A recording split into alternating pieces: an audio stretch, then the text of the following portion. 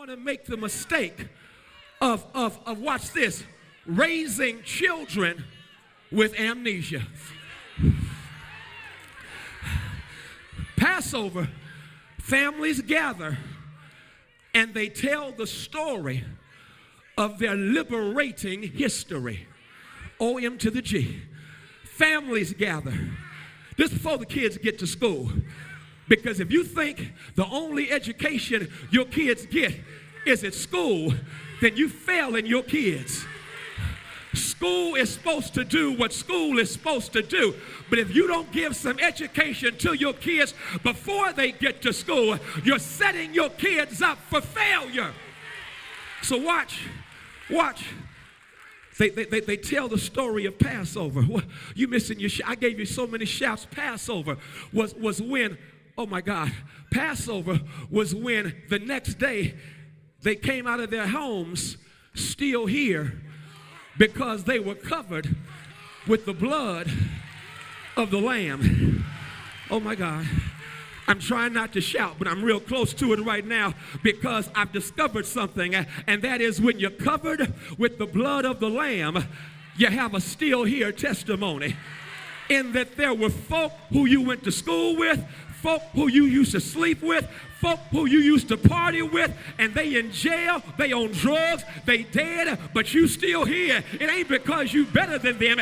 It's because in God's mercy, you've been covered. Do I have any still here testifiers who will say, I'm covered with the blood of the Lamb?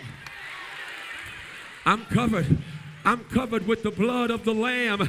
I've been thinking about that, and this wasn't even in my sermon, but seeing my mama sitting down front, it just hit me when my mother went through what she went through a few weeks ago, and she found herself passing out, her head hitting something that caused a deep gash. She wakes up in a pool of blood. She has a concussion. She goes to lay down. You ain't supposed to do that because that could bring about further damage, especially to the brain, but she has no brain damage. She then drove herself from her home all the way to the hospital, didn't have an accident, didn't hit nobody else, and she got there, and now she's sitting on the second row here in church. I guess I can say she's recovered with the, do I have some other folk who say I may not be Lynetta Haynes Oliver, but I'm here today because I'm covered with the blood of the Lamb.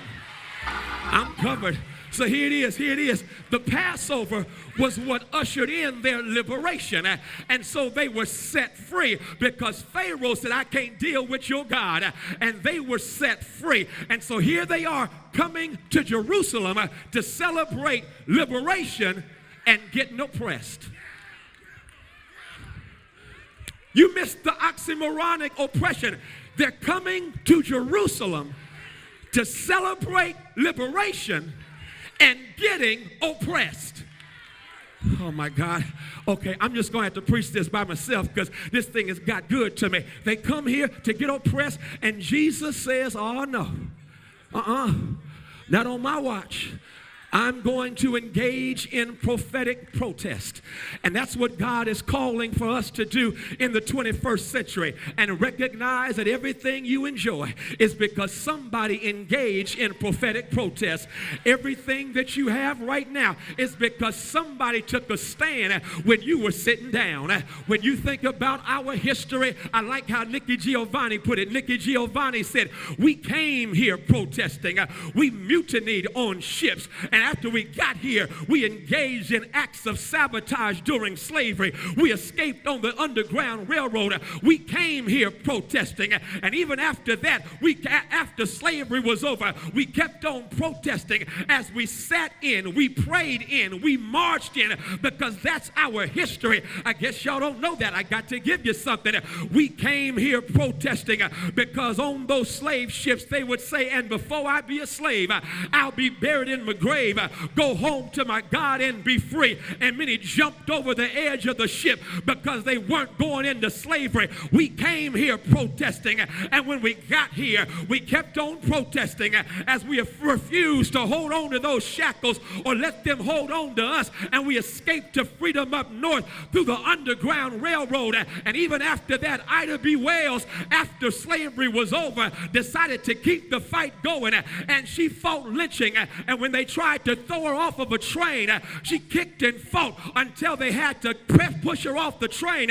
But she said, at least I went down kicking. And all I'm trying to say, if you get knocked down, at least you ought to go down kicking. Don't just take it lying down. Go down kicking. But we came here protesting. We kept on protesting until the Niagara movement was formed, led by W.E.B. Du Bois in 1905. We kept on protesting as that gave birth to the NAACP to fight lynching in this nation. And we kept on protesting until Paul Robeson said, I may have a Rutgers degree, I may have a status as an athlete, I may be a gifted entertainer, but I'm going to use my voice and my stage in order to speak for those who have no voice, because we came here protesting.